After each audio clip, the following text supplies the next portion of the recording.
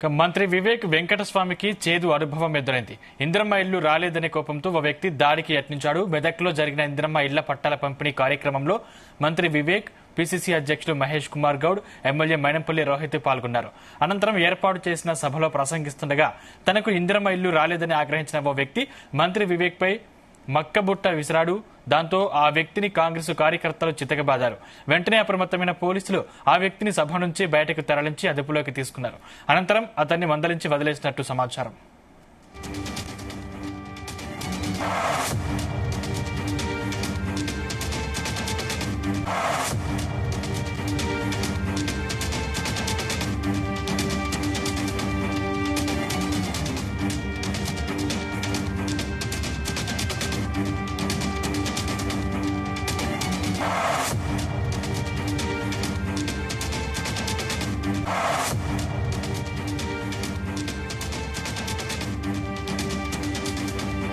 మంత్రి వివేక్ వెంకటస్వామికి చేదు అనుభవం ఎదురైంది. ఇందిరమ్మ ఇల్లు రాలేదనే కోపంతో ఓ వ్యక్తి దాడికి యత్నించాడు.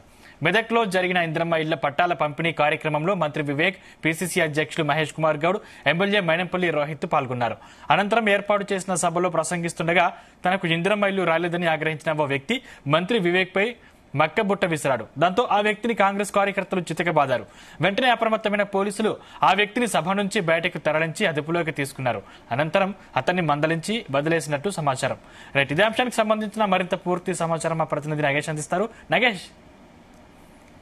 సందీప్, మెదక్ జిల్లాలో మంత్రి కార్మిక శాఖ మంత్రి వివేక్ ఏదైనా చేసుకోవచ్చు. నిన్న ఈ రోజు 2 రోజుల పాటు ఆయన ఉమ్మడి మెదక్ జిల్లాలో పర్యటిస్తున్నారు.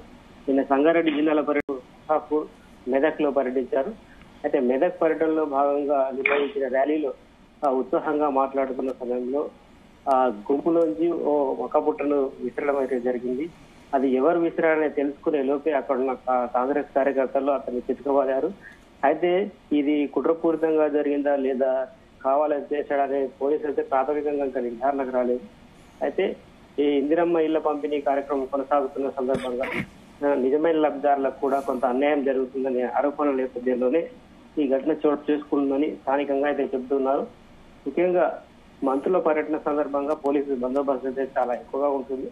అయితే ఇది కొంత క్రౌడ్ ఎక్కువగా ఉండడంతో ఆ క్రౌడ్ లో నుంచే ఒక వ్యక్తి ఈ మక్కబుట్టను విసిరినట్టుగా తెలిసింది.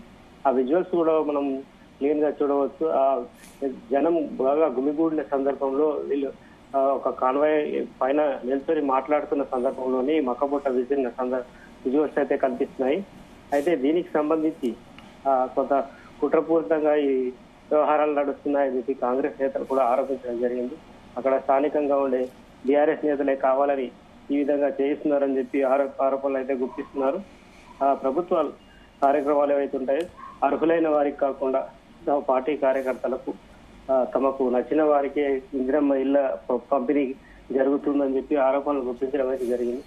ఈ నేపథ్యంలోనే ఏదైతే ఈ రోజు మంత్రికి చేదనుభవం ఎదురైందో అది కొంత కుట్రకోణం ఉందని చెప్పి వాళ్ళు ఆరోపణలు చేస్తున్నారు. ఇదే విషయం పైన పోలీసులకు ఫిర్యాదు చేస్తామని కొంతమంది కాంగ్రెస్ నాయకులు కూడా చెప్పారు. అయితే ఎవరైతే మక్కబుట్టను ఇస్తున్నాడో అతన్ని ఇప్పటికీ పోలీసులు అదుపులో తీసుకొని విచారిస్తూ ఉన్నారు.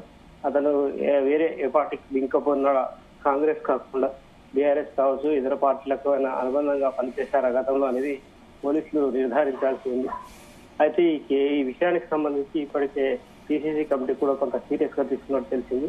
ఎందుకంటే మంత్రి తొలిసారిగా మెదక్ జిల్లాలో పర్యటించిన సందర్భంలో ఇలాంటి అనుభవం ఎదుర్కోవడం అనేది కొంత ఆశ్చర్యానికి కొంత అసహనానికి గురయ్యారు కాంగ్రెస్ ముఖ్య నేతలు కూడా.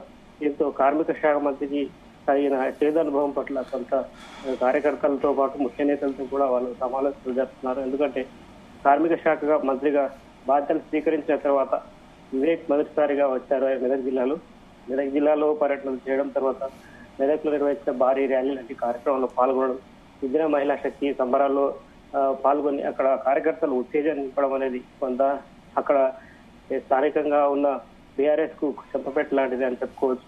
ఇదే సందర్భంలో ఆయన పైన కొంత మక్కబుట్ట విసరడం అనేది కొంత చర్చనీయాంశమైంది. Right, thanks Nagesh.